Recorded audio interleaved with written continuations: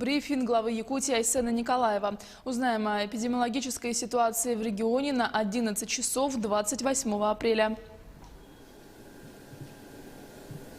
Айсен Сергеевич, здравствуйте. О текущей эпидемиологической ситуации в нашей республике. Эпидситуация у нас остается стабильно напряженной. За сутки у нас 7 новых случаев коронавирусной инфекции.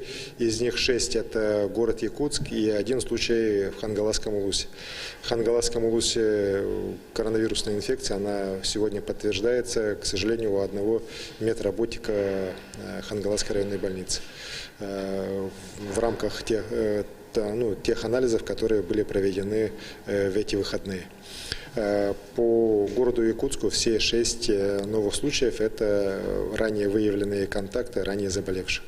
Мы, видя ситуацию по городу Якутску в первую очередь, по дальнейшему распространению болезни, по ее опасности именно выхода на еще более высокие уровни, все-таки приняли решение по представлению главного врача, санитарного врача республики о введении масочного режима для города Якутска и для тех наших муниципальных образований, в которых режим полной изоляции сегодня действует. Это и Мирный, Нирингри, Ленск, Алдан, Нижний Бестях, Тикси для нахождения в общественном транспорте, в общественных местах, в тех же магазинах и так далее. Сейчас обязательное требование масочный режим.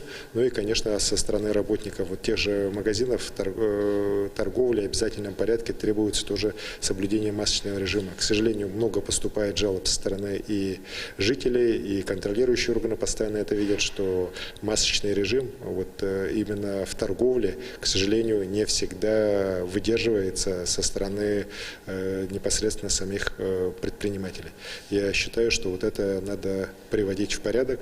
Масочный режим – это обязательное сегодня условие.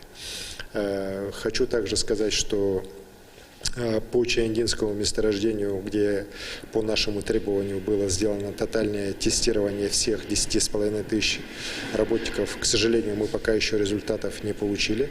Вместе с тем, те отрывочные данные, которые нам поступают из структур «Газпрома», они говорят о том, что количество больных там очень значительное.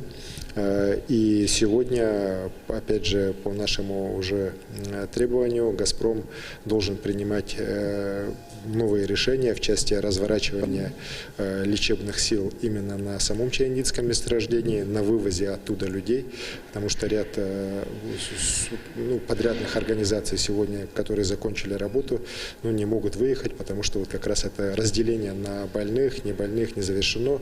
Не завершена подготовка обсерваторов на местах выезда этих людей, в том числе и не определены еще лечебные учреждения за пределами республики, где больные будут проходить лечение. Вместе с тем, тяжелые больные с Чаяндинского месторождения, они сегодня проходят лечение не только в Ямало-Ненецком округе, но и в республике Саха-Якутия. У нас порядка 50 с лишним людей уже на сегодняшний день с Чаяндинского месторождения проходят лечение в больницах Ленска и города Якутска. Состояние их, некоторых оценивается достаточно тяжелым. В целом по республике у нас сегодня 3 крайне тяжелых больных, за жизнь которых наши больницы, наши медики ведут ежеминутную борьбу. Спасибо. Спасибо большое. Это был брифинг главы Якутии с информацией о COVID-19 в регионе на 11 часов 28 апреля.